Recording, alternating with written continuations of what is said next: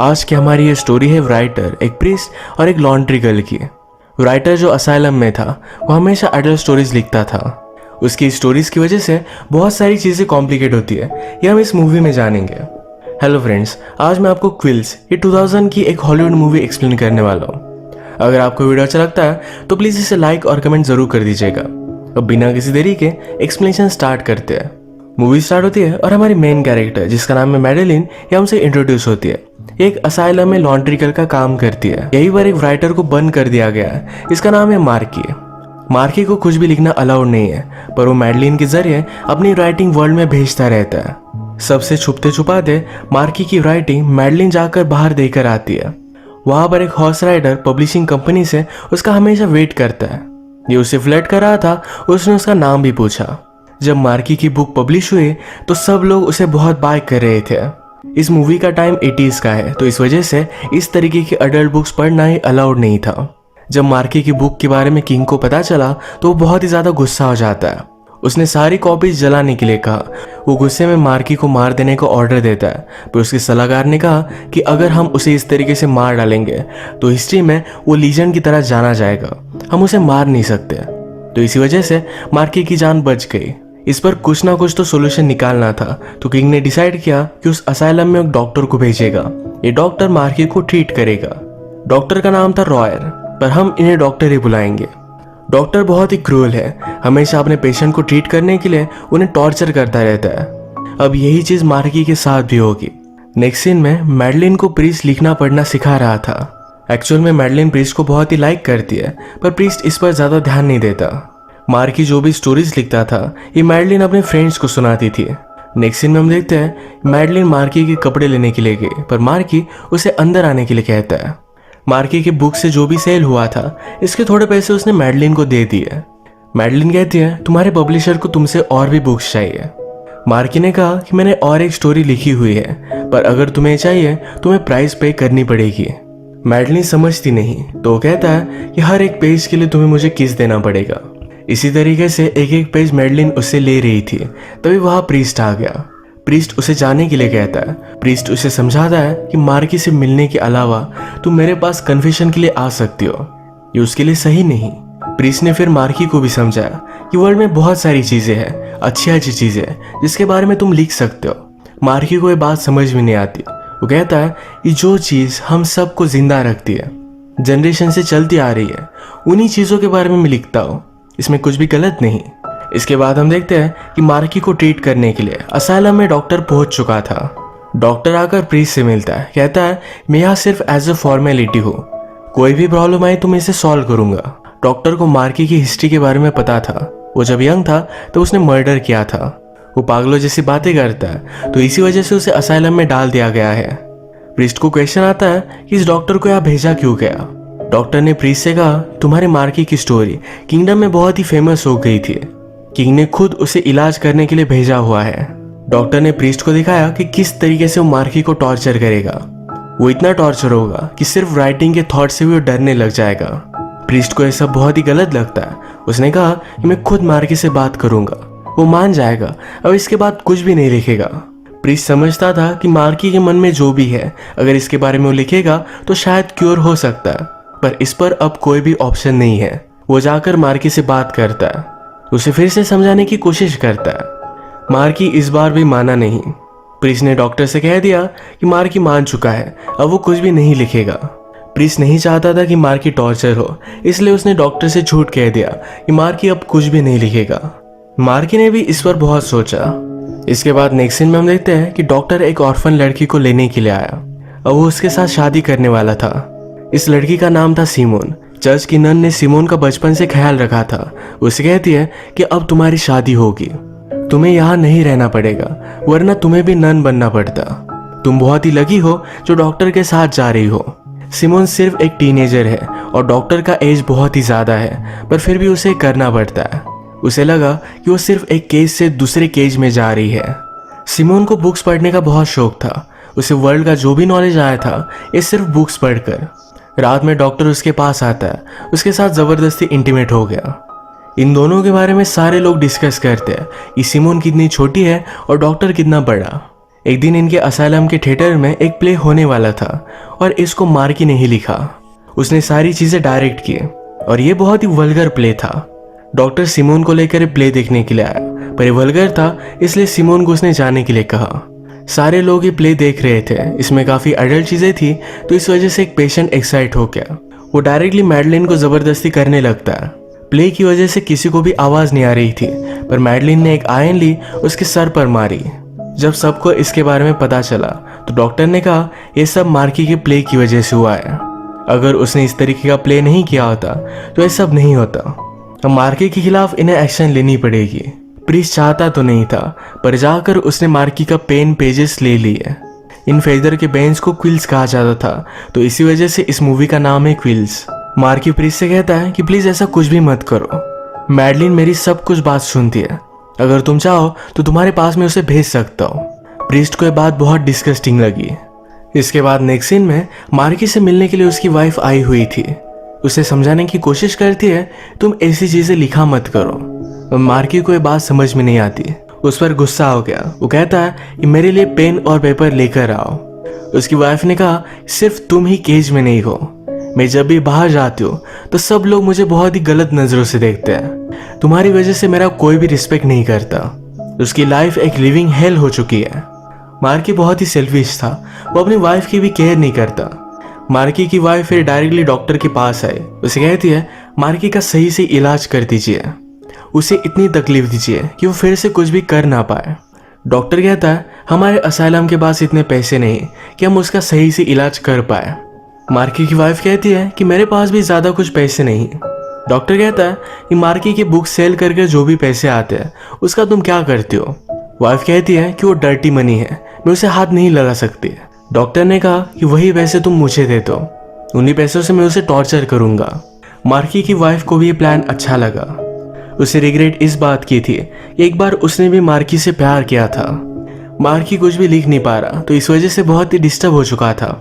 उसके बाद जब खाना आया तो चिकन का बोन यूज कर वाइन को एज अ इंक समझकर वो अपनी शीट्स पर पूरी बुक लिख डालता है।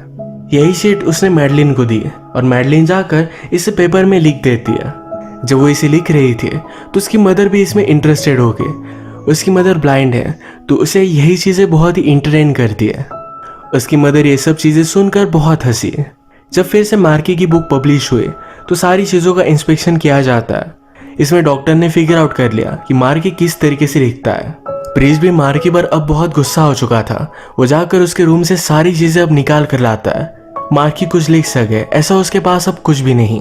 इसी के पैरेलल में हम डॉक्टर की वाइफ सिमोन को मार्केट में आया हुआ देख सकते हैं। वहां पर जाकर वो मार्की की बुक बाय कर लाती है। वो इसमें बहुत ज्यादा इंटरेस्टेड थी।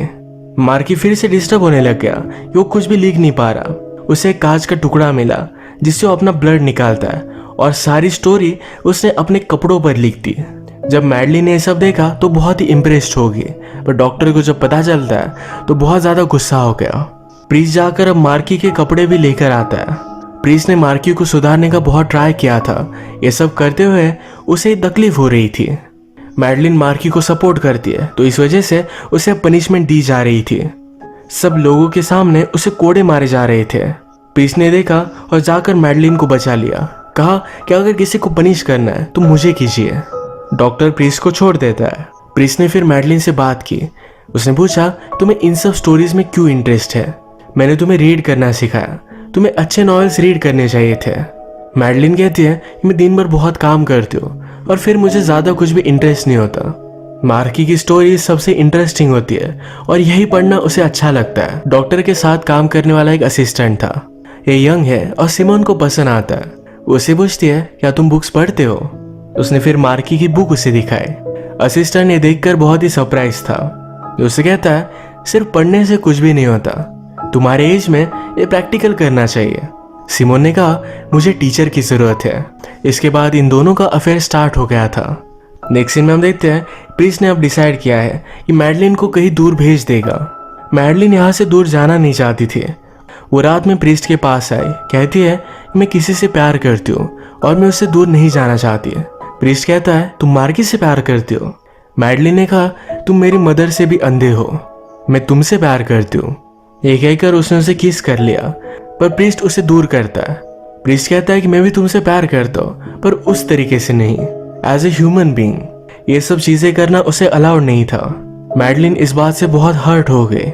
इसके बाद नेक्स्ट सीन में हम देखते हैं कि सिमोन और डॉक्टर का असिस्टेंट ये दोनों एक दूसरे के प्यार में थे।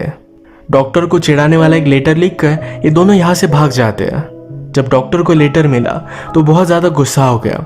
सिमोन के रूम में जाकर वो सारी चीज़ें चेक करता है और इसमें उसे मार्की का नॉवेल मिला। अब सारा गुस्सा वो मार्की को टॉर्चर कर निकाल रहा था। ओवर द टाइम टॉर्चर की वजह से मार्की टूट चुका था। मैडलिन उससे मिलने के लिए आई, उसे स्टोरीज के बारे में पूछा, पर मार्की कहता है कि मैं हार चुका हूँ, अब कुछ भी नहीं कर सकता। मैडलिन कहती है तुम कभी भी हारने वालों में से नहीं हो, तुम ये कर सकते हो। अभी के अभी मुझे स्टोरी सुनाओ और मैं लिख डालूंगी। मार्की को भी एक आइडिया आया। रात में वो स्टोरी अपने नेबर के रूम में सुनाता है। ये पेशेंट दूसरे पेशेंट को सुनाता है। इसी तरीके से ट्रैवल करते करते ये फाइनली स्टोरी मैडलिन के पास पहुंचती है और मैडलिन ये सब लिख रही थी। ये स्टोरी बताते हुए मार्की कुछ कहता, पर जब तक ये मैडलिन के पास पहुंचती तब तक सेंटेंस बदल जाता था। पर फिर भी ये स्टोरी कंप्लीट हो रही थी। स्टोरी के एक सिनारियो में आग लगने का जिक्र हुआ।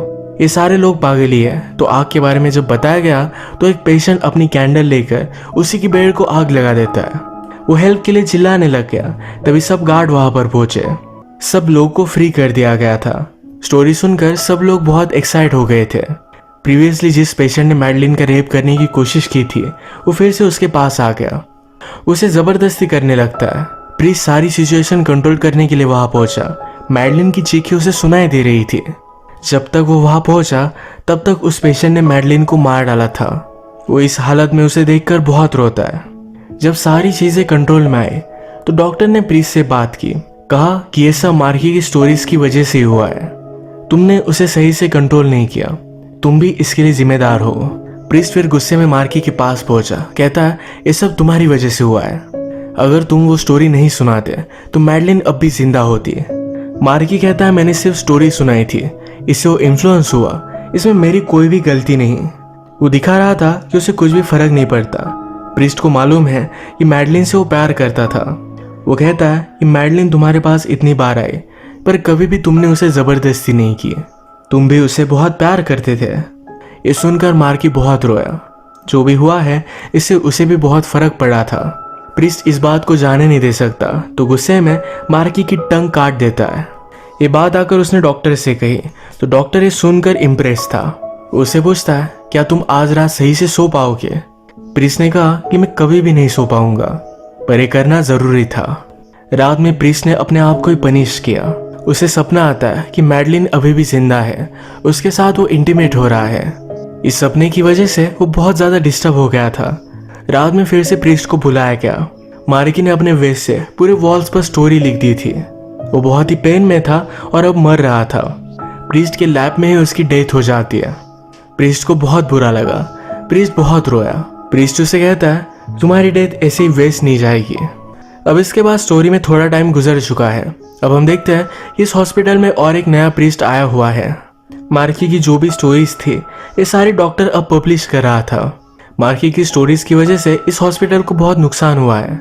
इसके रिपेयरिंग के लिए जो भी पैसे लगेंगे ये मार्की के बुक सेल करके वो ले लेगा। ये सीन हमें वर्ल्ड का बहुत ही ट्विस्टेड पॉइंट ऑफ व्यू दिखाता है। इसके बाद डॉक्टर न्यू प्रीस्ट को सब जगह दिखा रहा था। इसमें हम देखते हैं कि हमारा ओल्ड प्रीस्ट अब पागल बन चुका था। जो भी उसके साथ हुआ तो इस वजह से अपना कंट्रोल उसने खो दिया। जिस तरीके से मार्की स्टोरी लिखता था उसी तरीके से वो भी स्टोरी लिखने लग गया। वो कुछ लिख ना पाए तो डॉक्टर ने उसके भी पेन और पेपर ले लिए थे। वो डॉक्टर से रिक्वेस्ट करता है पर डॉक्टर उसे इग्नोर करके चला गया। अब मैडलिन के गुजर जाने के बाद लॉन्ड्री का काम उसकी मदर करती है। प्रीस्ट की लॉन्ड्री लेने के लिए जब वो आए तो उसे पेन और पेपर दे देती है। उसने उससे कहा कि मैडलिन भी यही चाहती, ये स्टोरी कंटिन्यू रहे। प्रीस्ट फिर मार्की की तरह स्टोरीज लिखना स्टार्ट कर देता है और यहीं पर ये मूवी एंड हो जाती है। ये आज की हमारी स्टोरी क्या सही क्या गलत इन सब चीज़ों को बहुत ही ट्विस्टेड वे में प्रेजेंट करती है। हम इसके अलग अलग मीनिंग निकाल सकते हैं। तो आज का वीडियो हम यही खत्म करते हैं। अगर आपको एक्सप्लेनेशन अच्छा लगा तो प्लीज़ इस वीडियो को लाइक कर दीजिएगा। मैं बहुत सारी मूवीज़ लेकर आते रहता हूँ, तो प्लीज़ इस चैनल को सब्सक्राइब कर दीजिए और बेल नोटिफिकेशन आइकॉन दबाने मत भूलिएगा। हम फिर से मिलेंगे और एक नई मूवी के साथ। तब तक के लिए थैंक यू और आप अपने आप का ख्याल रखिए।